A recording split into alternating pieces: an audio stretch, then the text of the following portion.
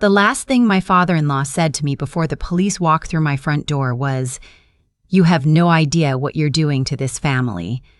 He was standing in my kitchen, holding a mug of coffee like it was still an ordinary Tuesday morning. Like the folder of forged documents sitting on my kitchen table wasn't real.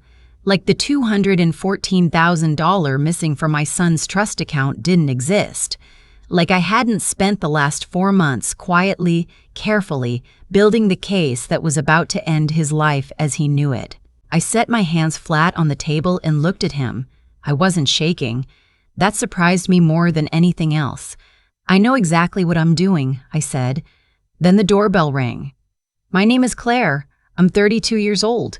I work part-time at a rehabilitation clinic, helping patients relearn how to walk after strokes, after accidents, after the kind of sudden losses that rearrange a life without warning. I know what recovery looks like. I know it's slow and it's unglamorous and it doesn't happen in a straight line." I thought I understood grief the same way. I didn't understand anything yet. My husband died 8 months before all of this, a Tuesday evening in October. A driver who ran a red light on Route 9 and never had to answer for it the way my husband did. He was 34. He coached Little League on weekends. He made terrible coffee and he knew it and he kept making it anyway. And I would give almost anything to pour one of those bad cups down the sink right now. We had a son together. He was 4 when his father died.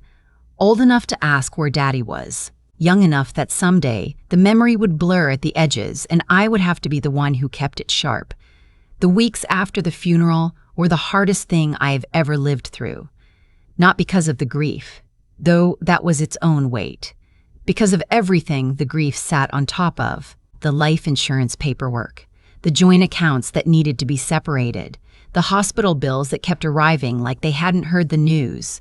My husband had been the one who managed most of our finances. Not because I couldn't, but because we had divided things the way couples do, each person taking half the invisible labor of a shared life, and his half included the spreadsheets. My father-in-law stepped in within 2 weeks of the burial. He was at the door with groceries the first time, and I let him in because I was holding my son on one hip and a stack of unopened mail in my other hand, and I didn't have enough hands for the door. He put the groceries away while I read through a letter from our insurance provider. When I looked up, he had already started a pot of soup. "You shouldn't have to deal with all of this alone," he said. He had a calm voice, the kind of voice people use at funerals and in waiting rooms. "Let me help you figure out the finances." Marcus was handling all of it. "You need someone who knows how these accounts are structured." My husband's name was Marcus. His father's name was also Marcus. They had laughed about that when we first started dating. The kind of family joke I thought was charming once. I was exhausted and I was grateful, and I said yes. That was the first mistake, not the last. The help looked legitimate at first. He came by twice a week. He sat with me at the kitchen table and walked me through the accounts, the insurance claim, the paperwork required to access my husband's retirement fund. He was methodical. He spoke in solutions the same way the financial advisors do on television, steady and assured, and like the answer was always just one more signature away. My son liked him, called him Pop Pop. Ryan to the door when he heard the car in the driveway. That mattered to me more than it should have. I was watching my child lose something irreplaceable, and here was a piece of his father still walking around in the world, still showing up. I didn't want to look too hard at anything that made my son smile.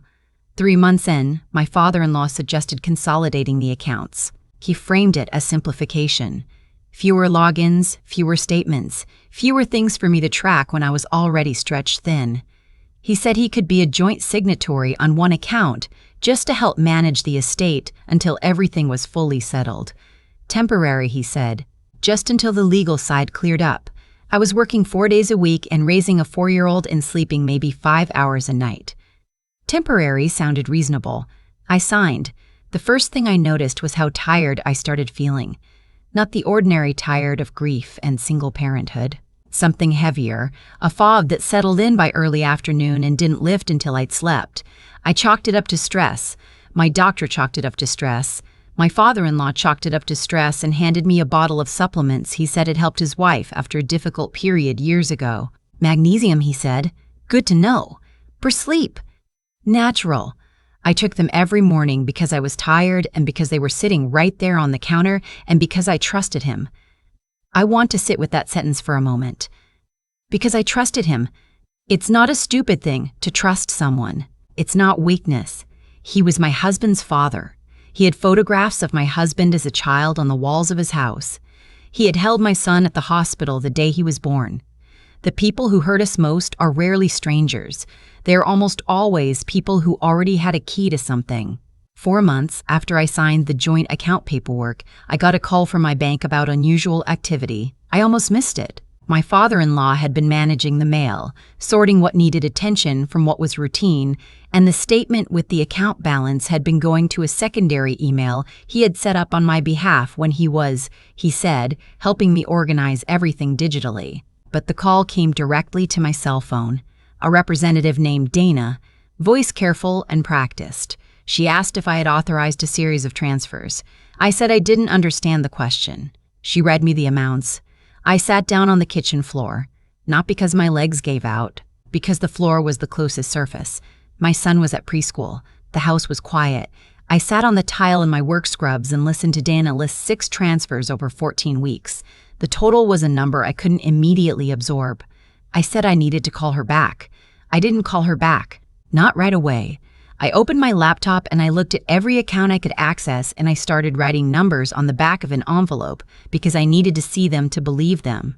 The trust account my husband had established for our son before he died, funded by a portion of the life insurance payout and meant to cover our son's education, had been accessed 4 times.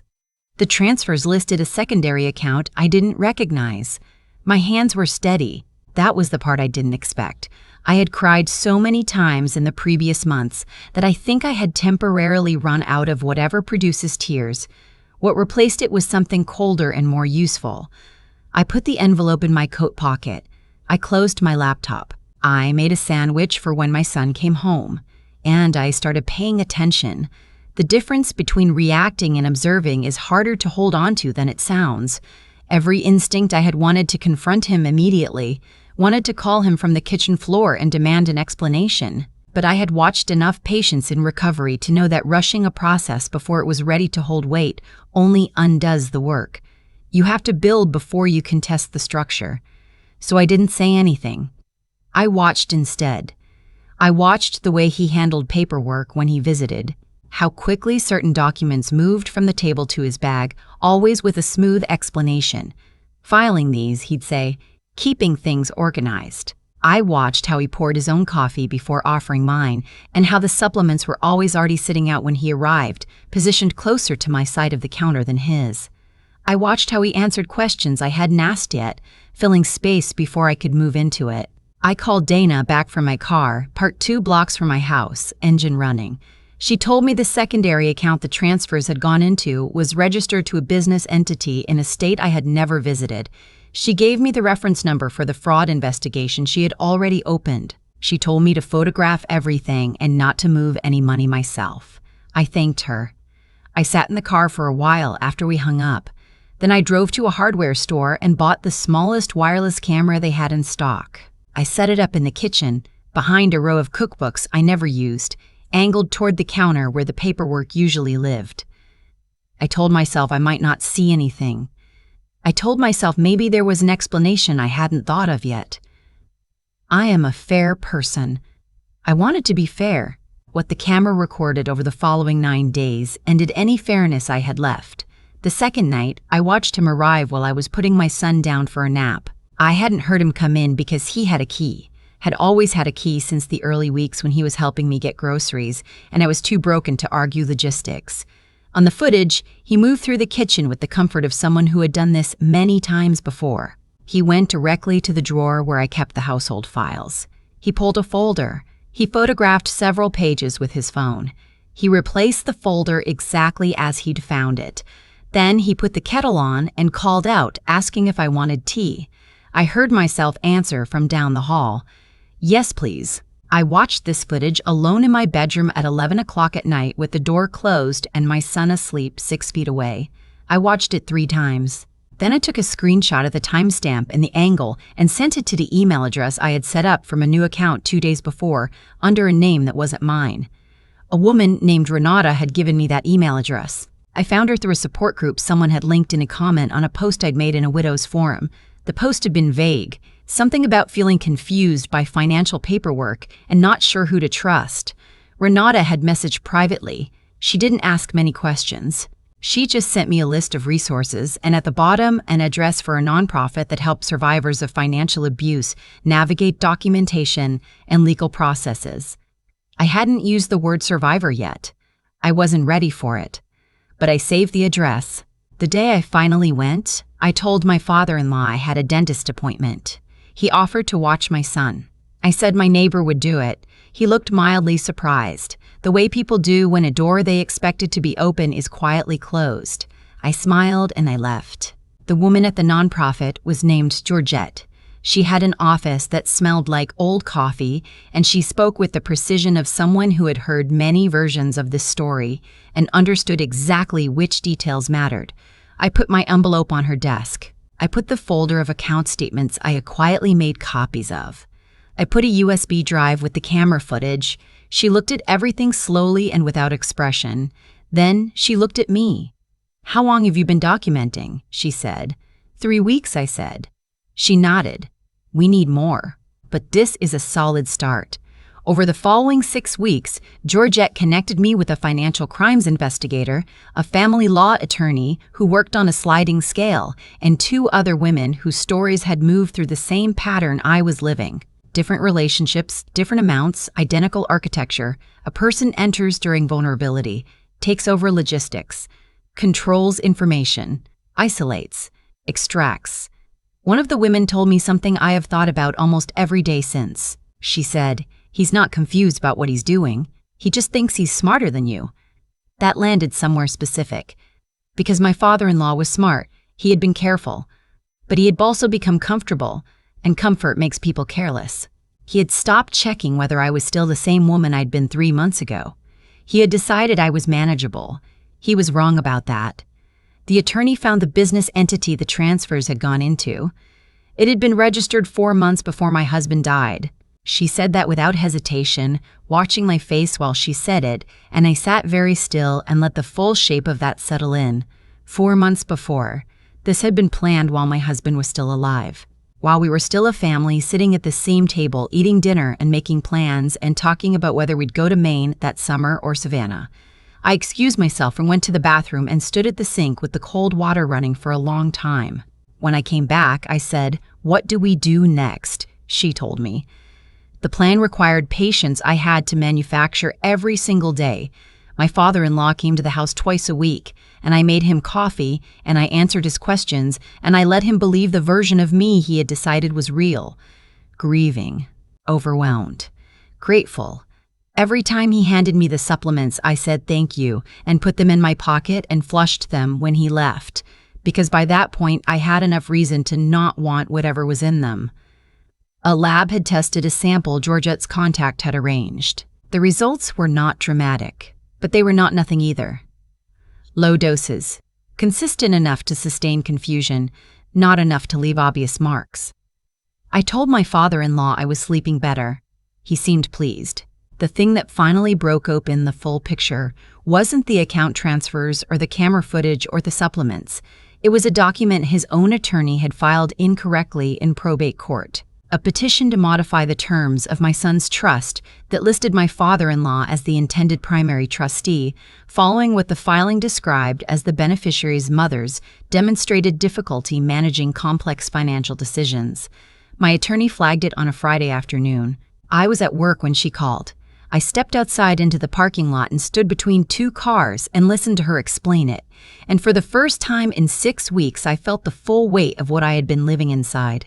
He had been building a paper trail, using my fog, my signatures, my exhaustion to construct a documented history of incompetence, so that when he finally moved to take formal legal control, there would be a record showing I had needed help all along. He had been constructing the story in advance of telling it. I called Georgette from the same parking lot. She said 4 words. "We move this week." The investigators came to my house on a Thursday morning. I had told my father-in-law I needed help sorting through some of my husband's paperwork, and he arrived at 9 o'clock with his own folder, tucked under his arm, unhurried, almost cheerful. He had good color in his face. He had slept well, probably. He thought he was close to the end of this. He walked into my kitchen and I was already at the table. The folder was already open in front of me. The camera footage was already queued on my laptop. The account statements were already arranged in date order. He looked at the table and then he looked at me, and something shifted in his expression so quickly it was almost invisible. Almost. "What's all this?" he said. I said, "Sit down." He didn't sit. He put his own folder on the counter and crossed his arms and started talking. It came out smooth, the way it always did. There had been a miscommunication. He had been trying to protect the assets during an unstable period. He was family. He was the one who had been there when no one else was. Did I understand what he had sacrificed? Did I understand how much he had given up to help me? I let him talk. I had learned from watching him that people reveal the most when they think they're still in control of the narrative. When he finished, I turned to the laptop to face him. He watched maybe 40 seconds of the kitchen footage before he stopped talking. Then the doorbell rang. He turned toward the hallway, turned back to me. Something had drained from his face and hadn't been replaced by anything. "Claire," he started. "I know exactly what I'm doing," I said. I walked to the door and opened it myself. The investigator from the Financial Crimes Unit was a woman named Officer Tran, compact and unhurried, with a partner who took up most of the doorframe behind her. 2 others followed. They had paperwork. They were respectful and they were thorough, and they moved through my house with the calm efficiency of people who have done this many times and understand that doing it correctly matters more than doing it dramatically. My father-in-law tried to speak to them in the kitchen for several minutes. The same voice he used for everything, reasonable, authoritative, prepared with explanations. Officer Tran listened with the expression of someone reading a document in a language they know very well. She did not look impressed. She did not look moved. She looked like a person whose job is to follow evidence, and the evidence was arranged on my kitchen table in date order. When they led him out through the front door, he looked back at me from the porch. His eyes were sharp in a way I had never seen before. Not angry, something more precise than anger, the look of someone recalculating. I held his gaze and didn't step back. My son was at preschool. I had arranged that deliberately. Some things a child doesn't need to see. There would be enough to explain later, in age-appropriate pieces over years. I had thought about that too. The house was very quiet after they left. I sat down at the kitchen table and looked at the folder still lying open in front of me, and I let myself feel, for about 4 minutes, the full extent of what I had been carrying. The weight of performing okayness while running a parallel investigation in the margins of my life. The exhaustion of being meticulous when grief had already taken everything extra I had. The specific loneliness of not being able to tell anyone because I couldn't risk him knowing. Then I closed the folder and I called my sister for the first time in 4 months, and she picked up on the second ring and I said, "I need to tell you something." The legal process moved with the particular grinding consistency of systems built for accuracy rather than speed. There were hearings, there were depositions, there were months of documentation review, but the shape of it held. The transfers had totaled $214,000. The business entity he had used was traced to 2 previous transactions in another state, neither of which had ever been reported because the women involved had not known what they were looking at. Now they did. Each of them filed separately. The cases were linked. The probate court petition to modify my son's trust was denied and then used as additional evidence of intent. My attorney described it as an unusually clean paper trail for a case like this. I told her he had been careless because he thought I was too blurry around the edges to read clearly. She said that happened a lot. Predators confuse a target's grief for a target's intelligence. My son's trust was fully restored by court order. Every dollar. The estate attorney found an additional account I hadn't known existed, funded before my husband's death and intended for exactly this possibility. My husband's handwriting in the margin of the original document, in a note to me he must have written sometime in the year before he died. in the quiet way of a man who had thought carefully about what he was leaving behind. I read that note alone in my car in the parking lot of the law office, and I cried for the first time in months. Not from grief this time. From something that didn't have a clean name yet. Gratitude, maybe. The particular tenderness of being loved by someone who is no longer there to see it land. The supplements were addressed in a civil component of the case. Nothing rose to the level of criminal poisoning. The doses were too low and the product technically available commercially, but the pattern of behavior was documented in detail. My doctor wrote a statement. The lab results were filed. My attorney said it added meaningful weight to the overall picture of intent. He entered a plea agreement 8 months after the morning he sat in my kitchen and watched his plan disassemble in front of him. 4 years, with the possibility of parole at 2.5. Full restitution ordered. Professional licenses and estate management he had been operating under were permanently revoked. I wasn't in the courtroom for the sentencing. I had thought I wanted to be. In the end, I didn't need it. The outcome didn't live in that room. It lived in my house, which felt like my house again for the first time in over a year. In my son, who was starting kindergarten that fall and who had begun sleeping through the night. In the account balance I could look at without a cold feeling moving up through my chest. My mother-in-law, who had been estranged from her ex-husband for years and who I had barely known, called me after the plea was entered. We talked for 2 hours. She said she was not surprised. She said she was sorry it had taken something like this for us to speak. I said I was sorry too. We have dinner together sometimes now, the 3 of us. My son calls her Grandma Elaine, and she tears up every time. I went back to full-time hours at the clinic in the spring. The work is the same as it always was, incremental and slow, and occasionally very beautiful.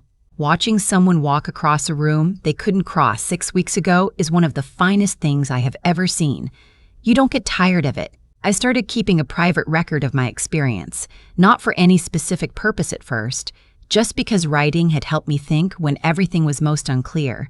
Over time, Georgette suggested I might talk to women who were earlier in similar situations. She said my documentation process had been unusually thorough for someone without legal training, and that seeing how I'd approached it might help others understand that they could also approach it systematically, that being in the middle of grief did not mean being unable to think. I started attending a monthly meeting at the nonprofit. I don't lead it. I sit in a corner and I drink the bad coffee and I listen, and when someone asks me how I knew what to do, I tell them the truth. I didn't know. I started with 1 camera and 1 envelope and 1 phone call, and then the next thing, and then the next. You build the path by walking. I am not a particularly brave person. I don't think bravery is the right word for any of this. Brave implies a choice between courage and fear, and mostly what I felt for 8 months was just the absolute necessity of continuing to move forward because my son was watching and because the alternative was unacceptable. My husband kept a terrible photograph of the 2 of us on his side of the dresser for the entirety of our marriage. A beach photo from our first summer together, both of us squinting into direct sunlight, neither of us looking at the camera. I kept it in a box for the first year after he died because I couldn't have it in my line of sight every morning without coming apart. It's back on the dresser now. When my son asks me about his father, I tell him the true things, that he was kind, that he was funny and he made terrible coffee and he coached Little League and he thought carefully about what he was leaving behind, that he loved him more than he will probably ever understand.